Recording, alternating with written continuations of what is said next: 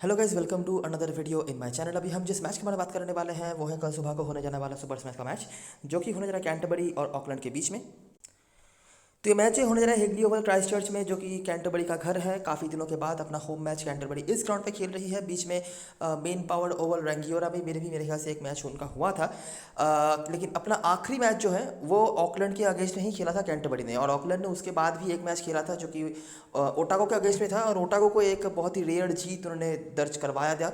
और बहुत ही बुरा, मतलब रेयर जीत दर्ज करवाते करवाते वो रह गए थे। बहुत ही बुरा बैटिंग वहाँ पे हो गया था उनका, लेकिन फिर भी at the end of the day उन्होंने जीत हासिल करी। सिंसोलिया, वेल समरवाइल और इवन लॉकी फर्ग्यूसन ने भी कमाल की बैटिंग करी। मतलब टॉप के मेरे ख्याल से 5-6 बैट्समैनों ने 10 के भीतर रन बनाया, लेकिन बाद में 3 बैट्समैनों ने आकर ही पूरा मामला जो है निपटा दिया। तो मोमेंटम बहुत ही अच्छा है ऑकलैंड के पास, लेकिन जो चीज़ उनके पास नहीं होगी वो है कुछ बड़े नाम। ठीक है, मतलब ऑफ कोर्स आपको पता है मार्टिन गप्टिल नहीं खेल रहे हैं, काइल जेमिसन अवेलेबल नहीं है, लेकिन ये चीज़ अभी कैंटरबरी की टीम में आने वाली है। 3 बहुत ही बड़े प्लेयर्स का इंक्लूजन होने वाला है, जिनके पास मोमेंटम, फॉर्म और ऑफ कोर्स नाम तो बहुत बड़ा है ही। मैट हेनरी, जो कि टूर्नामेंट की शुरुआत से खेल रहे थे, बीच में कुछ दिनों के लिए नहीं थे, लेकिन वापसी कर रहे हैं। डैरल मिचेल, मिस्टर टी20 जब को माना जाता है, और टी20 वर्ल्ड कप में क्या ही धमाका मचा के रखा हुआ है इन्होंने, उनकी वापसी होने जा रही है। और टॉम लेथम भी, जो कमाल का टेस्ट सीरीज़ करके आ रहे हैं। तो 3 बहुत ही बड़े प्लेयर्स का इंक्लूजन हो रहा है, और अगर आप नाम के बेसिस पे अगर हम देखेंगे तो कैंटरबरी की टीम वे वे मोर आपको स्ट्रॉन्गर जो है देखने को मिल जाती है। ठीक है, तो स्टार्ट करते हैं इस मैच की एनालिसिस। वेदर बिल्कुल क्लियर है, कोई इशू वाली बात यहाँ पे नहीं है। आखिरी मैच मेरे ख्याल कैंटरबरी ने जीता था, उसके बाद वो 3-2 से आगे चल रहे हैं यहाँ पे। जिसको आपको याद ही होगा कि कैम फ्लेचर और हेनरी शिपली ने जितवाया हुआ था जो मैच। अच्छा, देखते हैं जब ये दोनों टीमें आमने सामने होती है तो क्या होता है। यह पहला मैच जो क्राइस्ट चर्च का मैच है, कैंटरबरी ने यहाँ पर बनाया था 122 रन, जहाँ पर आपको कैम फ्लेचर, ये बंदे का आपको काफ़ी सारा जो है रिकॉर्ड देखने को मिल जाएगा। इवन हेनरी शिपली भी, वो ज़्यादा मैचेस पहले खेलते नहीं थे, लेकिन अभी रेगुलरली उनको खेलने का मौका मिल रहा है, और क्या ही एलिवेशन हुआ है इनके फॉर्म का। तो जो भी हो, हेनरी शिपली का नाम आपको दीजिएगा। बाकी मैकलिनेगन, समरवाइल, ऑकलैंड यहाँ पर चेस कर गई, जिसको लीड करा था फिलिप्स ने, और बहुत ही ईजिली उन्होंने चेस करा। एक लो स्कोरिंग इनकाउंटर आप कह सकते हैं, स्पेशली कैंटरबरी की तरफ से। बहुत सारे बॉलर्स अवेलेबल नहीं हैं, तो इसीलिए हम समझ नहीं पा रहे हैं। बाकी ऑकलैंड ने इजीली बैटिंग से यहाँ पर चेस करा था। अगला मैच और यहाँ पर हुआ ऑकलैंड में मैच। कैंटरबरी की बैटिंग इस बार अच्छी रही। चैट बॉवेस आपको दिख रहे हैं जिन्होंने रन बनाया था, बाकी जैक बोवेल जो अवेलेबल नहीं है। कैम फ्लेचर वापस से कुछ ना कुछ कंट्रीब्यूशन उनका है। बॉलरों में से सोलिया खाली अवेलेबल है। ऑकलैंड की बैटिंग वापस से अच्छी रही। इस बार भी टॉप ऑर्डर से कंट्रीब्यूशंस आए, कंट्रीब्यूटर्स जो हैं थे वो अवेलेबल नहीं है। बाकी विलियम्स, मैककॉन्च के विकेट्स रहे हैं। अगला मैच ये पिछले सीजन का पहला मैच है, जो 5 ओवर का मैच हुआ था ऑकलैंड में। ये मैच आप छोड़ ही सकते हैं, तो यहाँ पर कोई बताने की वाली बात नहीं है। चैपमैन के कुछ रन, बोवेस के कुछ रन, और ये कुछ बॉलर्स जिन्होंने परफॉर्म करा था। अच्छा, क्राइस्ट चर्च में जो लास्ट मैच हुआ था दोनों टीमों के बीच में, वहाँ पे क्या हुआ, कैंटरबरी ने बना था 154। ठीक है, लियो कार्टर का कुछ स्कोर देख रहे हैं। बाकी करंट स्कोर में सोमरवाइल है, दिलपोर्ट जिनकी वापसी हो रही है, ये कुछ परफॉर्मर से ऑकलैंड उनको चेस नहीं कर पाए। हालांकि सोलिया, विल ओडोनेल के 50+ स्कोर्स थे। डैरल मिचेल ने 2 विकेट निकाला हुआ था यहाँ पे, और ये आप पकड़ के चल सकते हैं, कल जब भी लोग डैरल मिचेल खेलते रहेंगे परसेंटेज कैप्टन वो होने वाले हैं, और मैं भी बहुत अगेंस्ट इसके नहीं होऊंगा।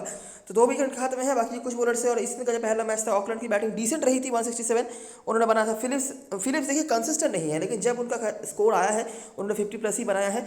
बाकी वॉर्कर, बेगिन, ओडोनेल, ये कुछ परफॉर्मर्स थे। ये कुछ बॉलर्स थे जिन्होंने विकेट निकाला हुआ था। कैंटरबरी ने एक टाइम पे थोड़ा स्ट्रगल उनको करना पड़ रहा था, लेकिन क्या ही हिटिंग करी नीचे आके, और ये लगभग रेगुलर बेसिस पे कर रहे हैं हेनरी शिपली। कोई सा भी फॉर्मेट हो जाए, कोई सा भी मैच हो जाए, 37 नॉट आउट उन्होंने बनाया था। और फ्लेचर वापस से देखिए कंट्रीब्यूशन उनके हमेशा ही आ रहे हैं, मतलब हमेशा बताना गलत होगा, जब भी मौका उनको मिल रहा है 5 में से 3 बार 4 बार तो वो अच्छा कर ही रहे हैं। और यहाँ पर 50+ स्कोर भी उन्होंने बना के रखा हुआ था, जो पहले इस फिक्चर में उनका नहीं था। 30-40 के बीच में स्कोर रहता था, क्योंकि पहले उनके बैटिंग ऑर्डर में काफ़ी नीचे वो बैटिंग ऑर्डर उनको मिलता था, लेकिन अभी धीरे धीरे उनको बैटिंग ऑर्डर में एलिवेशन मिला था। अभी कल से हो सकता है वापस से वो चेंज हो जाए, लेकिन जो भी हो, तो इसीलिए काफ़ी अच्छा कंट्रीब्यूशन आपको उनका देखने को मिलता है अभी रिसेंट समय में। स्पेशली चेजिंग में काफ़ी अच्छा कर रहे थे फ्लेचर। यहाँ पर भी है बाकी फर्ग्यूसन, फिलिप्स, सोमरवाइल। फिलिप्स का कुछ ना कुछ कंट्रीब्यूशन हमेशा ही रह रहा है, आप देख सकते हैं, मतलब जब भी रह रहा है काफ़ी अच्छा उनका कंट्रीब्यूशन रह रहा है। बाकी बीच में कुछ मैचेस में वो शांत भी रहे थे, तो उस तरह से कंसिस्टेंटली हमें कुछ देखने को नहीं मिल रहा है, जैसे कि आप नोटिस कर सकते हैं। लेकिन एक चीज़ आप यहाँ पे देख सकते हैं, कैंटरबरी की तरफ से जो है ना मिडिल ऑर्डर बैट्समैनों का रोल यहाँ पे ज़्यादा आता है। एक बैट्समैन आए हैं एक आध बार, चैट बॉवेस, बाकी आपको मोस्ट ऑफ द टाइम उनके मिडिल ऑर्डर से कंट्रीब्यूशन देखना पड़ता है। आप नोटिस करो, इसीलिए यहाँ पे कंट्रीब्यूशन उतना ज़्यादा नहीं आया। फ्लेशर के कुछ आए थे फिर भी, लेकिन उतना ज़्यादा नहीं बाकी बैट्समैनों की तरफ से, इसीलिए उतना अच्छा बैटिंग यहाँ पर हुआ नहीं। उसके बाद यहाँ पर चैट बॉवेस ने अच्छा करा, लेकिन मिडिल ऑर्डर से भी कंट्रीब्यूटर्स की ज़रूरत थी। उसके बाद ये मैच छोड़ दो, 5 ओवर का मैच था। चैट बॉवेस कुछ मैचेस में रन है टॉप ऑर्डर बैट्समैनों में से अकेले के उनके। उसके बाद यहाँ पर फिर से टॉप ऑर्डर के कुछ बैट्समैन का स्कोर नहीं आया, तो मिडिल ऑर्डर से स्कोरर्स आए। लास्ट मैच जो हुआ था यहाँ पर भी हमें वही चीज़ देखने को मिला। बॉवेस एक अकेले लौते टॉप ऑर्डर बैट्समैन के तौर पे नाम आ रहा है इनका, बीच बीच में ही कुछ ना कुछ रन है, और बाकी मिडिल ऑर्डर के बैट्समैन। कार्टर लगातार 2 मैच में रन बना रहे हैं, ये बहुत ही रेयर सीन है जहाँ पर कार्टर का कंसिस्टेंट होते हुए आप देखेंगे, तो ये सीन है, ठीक है। ऑकलैंड की तरफ से फिर भी टॉप ऑर्डर से कंट्रीब्यूशंस आए हैं। लास्ट जो 2 मैच मेरे ख्याल से हुआ है, यहाँ पर भी सोलिया ओपनिंग कर रहे थे पिछले सीजन में, यहाँ पर भी दोनों ओपन ऑर्डर रन बनाया। उसके पहले अगर हम देखेंगे, ये तो चलो 5 ओवर का मैच था, छोड़ देते हैं। उसके पहले भी मनरो, गप्टिल दोनों टॉप ऑर्डर के बैट्समैन। उसके पहले भी हमने देखा था कि 1 विकेट खोकर, मतलब यहाँ पर भी टॉप ऑर्डर के रन। तो ये एक चीज़ हमें देखने को मिल रहा है कि ऑकलैंड का टॉप ऑर्डर और कैंटरबरी का middle order, lower middle order यहाँ पर एक्टिव हो रहा है। बाकी ज़्यादा कंसिस्टेंट बताने के लिए कुछ नहीं है, जैसे कि आप देख ही सकते हैं कुछ नाम हमें मिले हैं जिनको हम प्रायोरिटी दे सकते हैं। अगर हम समराइजेशन पे आ जाए तो ऑकलैंड की तरफ से चैपमैन एक ही 100 है, बाकी कंसिस्टेंटली कुछ है नहीं। कैप फ्रेशर लेकिन आप नोटिस कर सकते हैं लास्ट मैच नॉट आउट रहने के बाद 58 का औसत उनका चल रहा है। ऑफ कोर्स नॉट आउट रहे हैं आप कह सकते हैं, लेकिन फिर भी 58 का औसत किसी भी फॉर्मेट में बहुत बड़ा होता है। और बॉलिंग पे कोई अवेलेबल नहीं है। काइल जेमिसन के जो रिकॉर्ड्स हैं ये उन्होंने कैंटरबरी के होकर खेल के बनाए थे, ऑकलैंड के होकर उन्होंने ज़्यादा कोई रिकॉर्ड यहाँ पर हासिल नहीं करे हैं। अभी हम बात करके ग्राउंड के बारे में। ग्राउंड में भी हमें वही 2 नाम दिख रहे हैं, कैम फ्लेशर, चैट बॉवेस। ऑफ कोर्स आप देखेंगे कि कैम फ्लेशर के रन्स बहुत कम है, लेकिन वो बहुत बार नॉट आउट रहते थे, इसीलिए उनके रन्स यहाँ पे ऐसे हैं। और चैट बॉवेस और बॉलिंग पे कोल मैककॉन्ची, मैं हमेशा ही कहता हूँ कि इस ग्राउंड पे आप सेफेस्ट कैप्टन चॉइस कोल मैककॉन्ची को मान सकते हैं, और ये अब तक इस सीजन में साबित भी हो चुका है। बाकी अभी डैरेन मिशेल के आने के बाद आपको शायद थोड़ा बहुत सोचना भी पड़े, लेकिन ये एक सीन रहता है, ठीक है। देखते हैं अभी इस ग्राउंड पे कैसे मैचेस हुए हैं, किस तरह के स्कोर्स वगैरह बनते हैं, क्योंकि काफ़ी दिनों तक इस ग्राउंड पे मैचेस नहीं हुए हैं। तो आई थिंक आप भूल गए होंगे, या फिर याद अगर नहीं हो आपको तो मैं आपको रिमाइंड करवा दूँ, है ना। अच्छा, तो पहला मैच है नॉर्दर्न डिस्ट्रिक्ट्स बनाम कैंटरबरी के बीच पिछले सीजन का मैच हुआ था। 150, ज़्यादा बड़ा स्कोर नहीं था। करंट स्क्वाड मेंबर्स में से टॉड असेल, मिचेल जो अपने पुराना टीम के अगेंस्ट में खेल रहे थे, बाकी मैककॉन्ची, हेनरी हैं। कैंटरबरी ने चेस कर लिया, लीड करा था किसने, मिचेल ने और मैककॉन्ची ने, ठीक है। तो इन दोनों को अभी आप समझ सकते हैं कि इस मैच में अगर कोई ड्रीम इलेवन की टीम बनी होगी तो most probably captain vice captain ये दोनों बने होंगे। पेसर्स का अपर हैंड। अगला मैच वेलिंगटन बनाम कैंटरबरी, उसी रेंज का स्कोर है 154। मैककॉन्ची वापस से, हेनरी, ब्लैक कोवन का 1 विकेट और मिचेल। कैंटरबरी ने उसको भी चेस कर लिया, फिर से तेजिंग टीम जीत रही है, फिर से मैककॉन्ची, मिचेल, इस बार बॉयल का कंट्रीब्यूशन आया था, और विकेट्स भी मोस्टली पेसर्स ने निकाले थे, 1 विकेट खाली स्पिनर का था। ओटागो बनाम कैंटरबरी, इस बार थोड़ा ज़्यादा रन बना पहले वाले मैचेस से। एसल, इनके विकेट्स आए हैं, हेनरी एसल तक कंसिस्टेंटली अभी भी विकेट की सूची में आ ही रहे हैं। कैंटरबरी ने वापस से चेस कर लिया, ठीक है। मैककॉन्ची वापस से, इस बार देखिए मिचेल नहीं आए, लेकिन मैककॉन्ची कंसिस्टेंटली है। बाकी बॉवेस, मैकलोड के परफॉर्मेंस थे, स्पिनर्स के 2, पेसर का 1 विकेट। इस सीजन का जो पहला मैच हुआ था वेलिंगटन बनाम कैंटरबरी, वेलिंगटन ने इस बार थोड़ा मोर देन एवरेज टोटल बना दिया, मतलब जो 150-160 हो रहा था ये चला गया लगभग 180 तक। और इसके पीछे के रीजन ऑफ कोर्स आप गेस कर सकते हैं, वेलिंगटन के रन के पीछे जो होते हैं फिन एलन वही थे। जैसे ही थोड़ा ऊपर चला गया तो वो कैंटरबरी चेज नहीं कर पाई, मतलब उसी रेंज में आप स्कोर बनाइए 150-160 तो यहाँ पे चेज हो सकता है या फिर compete कर सकती है टीमें, लेकिन उसके ऊपर आप उम्मीद नहीं रख सकते हैं अनलेस आपके पास कोई बीच में फिन एलन टाइप के कोई प्लेयर हो जो आके हिट करने की मेंटालिटी रखें, जैसे कि हेनरी शिपली अभी काफ़ी अच्छा कर भी रहे हैं, ऐसे नट्टल थे। बाकी मैककॉन्ची बैटिंग बॉलिंग से और हेनरी शिपली, बाकी शिपली के कुछ कंट्रीब्यूशन बैटिंग से भी थे। पेसर्स का अपर हैंड, बाकी स्पिनर्स ने भी कुछ कुछ विकेट्स निकाले हुए थे, अकेले स्पिनर थे माइकल ब्रेसवेल, उन्होंने निकाला था। और लास्ट जो मैच हुआ था इस बार भी वही हुआ, ज़्यादा स्कोर बन गया क्योंकि बॉवेस ने बहुत अच्छा स्टार्ट लिया था। और बॉवेस जब स्टार्ट लेते हैं, इवन मैकलोड ने भी अच्छा स्टार्ट किया था, बॉवेस जब स्टार्ट लेते हैं तो ऐसे ही चीज़ें चलती हैं, वो स्लो खेलने वाले या संभल कर खेलने वाले प्लेयरों में से नहीं है। बाकी हेनरी ने भी नीचे से 9 गेंदों में 23 रन बनाया था, आपको याद होगा, तो वो 9 गेंद में 23 रन ये काफ़ी ज़्यादा हो गया था, इसीलिए आप समझ सकते हैं कि जो एक्स्ट्रा 10-12 रन बने हैं वो यहाँ पर भी आए थे। बाकी निकोस के कंट्रीब्यूशन थे, मैकेंजी जो पेसर हैं, Bacon pacer, Duffy pacer, Rippon leg spinner और 1 विकेट किचन ने, जो ऑफ स्पिनर है, विकेट निकाला था उन्होंने। ओटागो ऑफकोर्स आगे ही रुक गई उनकी गाड़ी, जहाँ पर हेनरी, शिपली, एसल सबकी कंट्रीब्यूशन थे और नट्टल ने भी एक विकेट निकाला हुआ था। तो ये है पूरी कहानी। इस ग्राउंड पे जनरली हमें बहुत ज़्यादा रन जो है बनते हुए नहीं दिख रहे हैं। 150 से 160 एक अच्छा स्कोर है, उसके ऊपर अगर आप बना देते हैं ना तो यहाँ पर आराम से डिफेंड होता है। 150 से 160 के बीच में स्कोर्स यहाँ पर चेज भी हो सकते हैं, क्लियर सी बात है। बाकी पेसर्स का अपर हैंड होता है, आपको ज़्यादा कोई स्पिनर लेने की यहाँ पर ज़रूरत नहीं है। अगर आपके पास लेग स्पिनर है तो आप सोच सकते हैं, जो काम टॉड रसल करवा भी रहे हैं, और ऑकलैंड के पास जो लेग स्पिनर है उसका कोई खास कंसिस्टेंसी हमें देखने को नहीं मिल रहा है, जो आदित्य अशोक है, ठीक है। तो ये कुछ चीज़ें हैं जो हम सोच सकते हैं, रन बहुत ज़्यादा नहीं। तो फिर से जो ऊपर हमने देखा था ना हेड टू हेड में, वही इसी तरह की चीज़ें यहाँ पर भी आपके लिए प्रायोरिटी रख सकती हैं ऑलराउंडर टाइप के जो प्लेयर्स हैं, क्योंकि वहाँ तक बैटिंग आ भी रही है और जो अगर वो प्रॉपर आपके लिए बॉलिंग करा देते हैं तब तो और भी अच्छी बात है। तो ये रही सारी चीज़ें जो ग्राउंड से बताने लायक था, किस तरह के रन्स बन रहे हैं, किस तरह के बॉलरों को हेल्प मिल रहा है, कौन कौन से परफॉर्मर आ रहे हैं। आई होप आपने सही से देख लिया होगा। अभी हम आ जाते हैं प्लेइंग इलेवन की तरफ। तो ऑकलैंड का प्लेइंग इलेवन इस तरह का हो सकता है, सिर्फ एक इंक्लूशन होगा, वो है लुई दिलपोर्ट वापस ही करेंगे और कल का मैच खेलेंगे। हालांकि बेंच पे राष्ट्रपराग भी होंगे इनके पास। लॉजिकली तो इस ग्राउंड पे इनको मौका मिलना चाहिए, लेकिन पता नहीं, ऑकलैंड हमेशा ही 3 स्पिनर के साथ खेलती है, तो देखना पड़ेगा। बाकी अभी जिनका इंक्लूशन हो रहा है कैंटरबरी के टीम में, इनको तो स्पिन खेलना आता है। अभी देखिए क्या है कि न्यूजीलैंड के चीज़ों में आप ज़्यादा प्रेडिक्शन नहीं कर सकते, ज़्यादा ऐसा सोच नहीं सकते कि जैसा हम सोच रहे हैं वैसे ही होगा, कभी कभार उलटफेर भी हो जाते हैं, है ना। तो इसीलिए ज़्यादा प्रेडिक्टेबल हम नहीं हो सकते हैं, क्या पता कुछ अलग स्ट्राइप यूज़ हो जाए पिच में और स्पिनर्स ही डोमिनेट कर जाए, तो वही बात है। बाकी अभी तक आप देख सकते हैं ऐसा कोई एक्सपीरियंस मेरा इस ग्राउंड पे नहीं रहा है कि स्पिनर्स का डोमिनेशन वगैरह हो। विकेट्स निकल सकते हैं लेकिन डोमिनेशन का कोई सीन अभी तक हमने नहीं देखा स्पिनर की तरफ से। बाकी ऑकलैंड की तरफ से जो प्लेयर्स हमारे लिए इंपॉर्टेंट होंगे, George walker, Glenn Phillips. George walker की बैटिंग फर्स्ट में हमेशा ही मैं कहता हूं कि जितने रिकॉर्ड्स आप देखेंगे 90% बैटिंग फर्स्ट में है, बैटिंग सेकंड में मोस्टली इनके रिकॉर्ड्स अच्छे नहीं होते हैं। इस सीजन में कुछ मैचेस में उन्होंने बैटिंग सेकंड में भी रन बनाए हैं। हालांकि ग्लेन फिलिप्स हिट और मिस रहे हैं, लेकिन जब वो हिट हुए हैं काफ़ी लंबा खींचे हैं। मार्क चैपमैन उसके बाद, रॉबर्ट ओटोन, कुछ रिकॉर्ड्स वगैरह इनके नहीं है और वैसे भी आप शायद ही इनको ले पाएंगे अभी। सिम सोलिया लास्ट मैच में बैटिंग से कंट्रीब्यूट करा था, लेकिन अभी भी कंसिस्टेंसी की कमी नज़र आ रही है। बाकी अगर हम नीचे आएंगे तो देखिए किसी के भी उस तरह से रिकॉर्ड्स नहीं है। सिर्फ एक चीज़ हमने फॉलो करा है कि टॉप ऑर्डर अच्छा कर रही है ऑकलैंड की तरफ से। ये टॉप 3 जो सबके टीम में होंगे आप भी लेकर चल सकते हैं, स्पेशली बैटिंग फर्स्ट में। बैटिंग सेकंड में आप चांस लेना चाहो तो ले सकते हो, स्पेशली वॉकर के ऊपर। बॉलरों में से लॉकी फर्गुसन तो मस्ट हैव है ही, अच्छा मोमेंटम गेन कर रहे हैं वो, और वैसे भी पिच भी उनको सपोर्ट कर सकता है, बाउंस है इस पिच पे, पेसर्स को हेल्प भी मिलता है। बाकी देखिए क्या है कि ऑकलैंड 3 स्पिनर्स खिला रही है, अगर मतलब लास्ट मैचेस जैसे प्लेइंग उनको रहता है तो।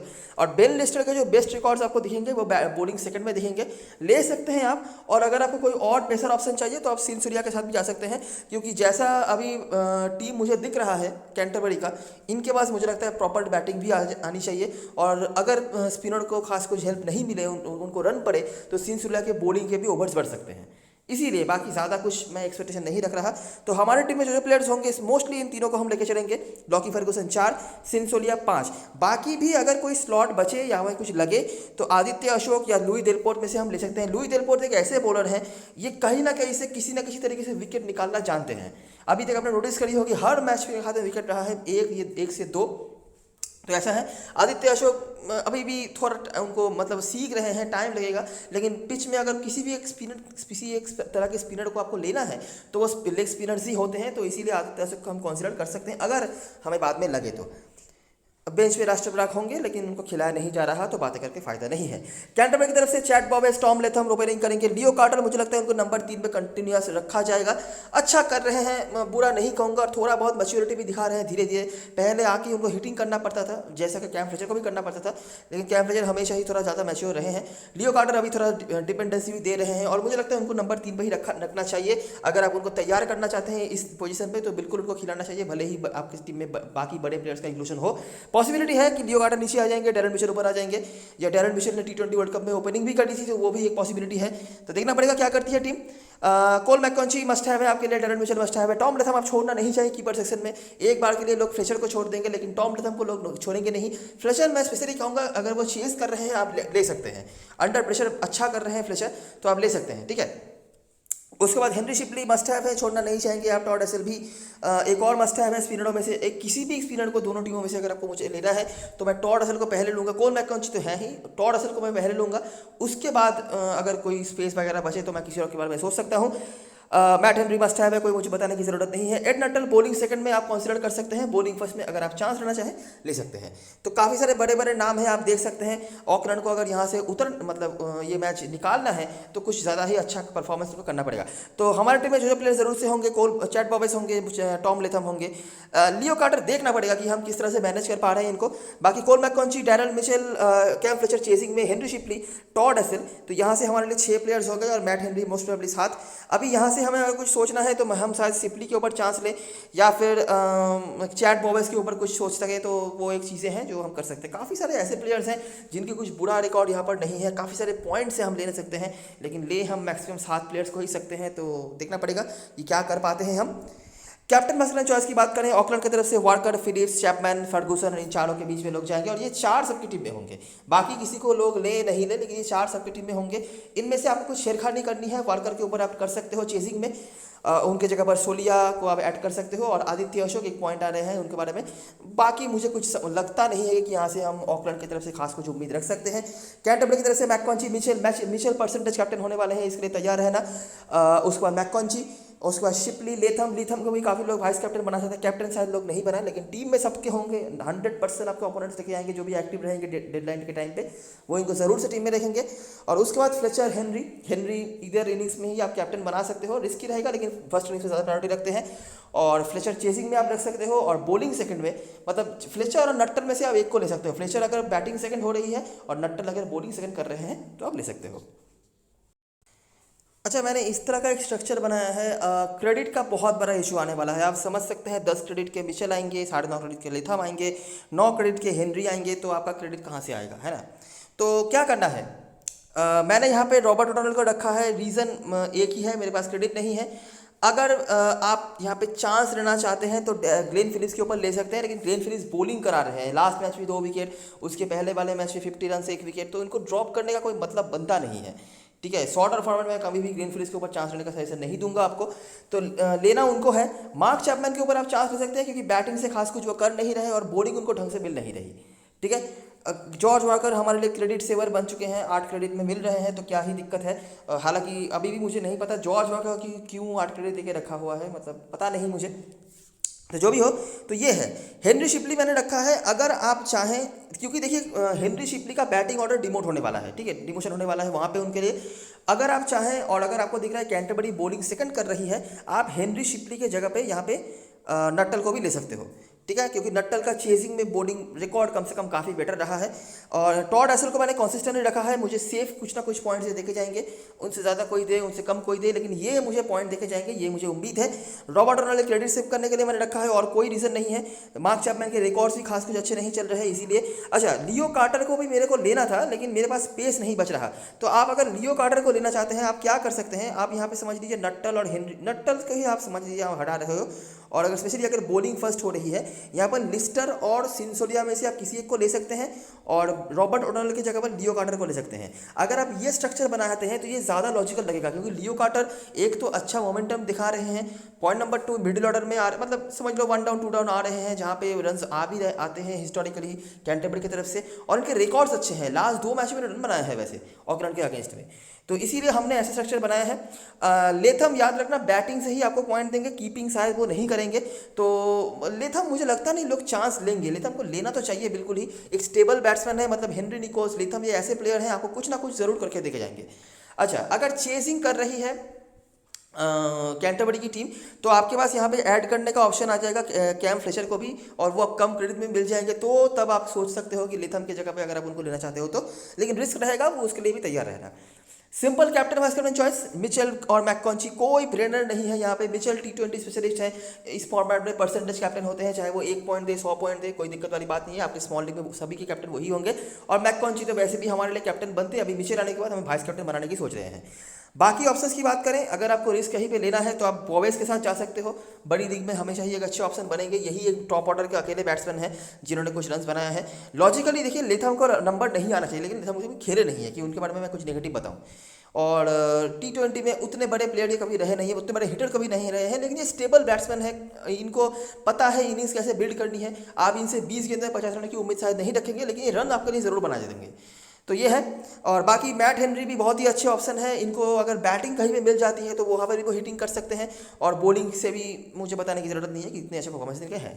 ठीक है, तो ये सारी चीज़ें और सारी एनालिसिस वीडियो को पसंद आया हो तो लाइक ज़रूर करना, सब्सक्राइब करना चैनल को, टेलीग्राम चैनल पे ज़रूर ज्वाइन हो जाना, क्योंकि लास्ट वन पे सारी अपडेट्स वगैरह वहीं पे आने वाली हैं। तब तक के लिए best luck for this match and good bye for now.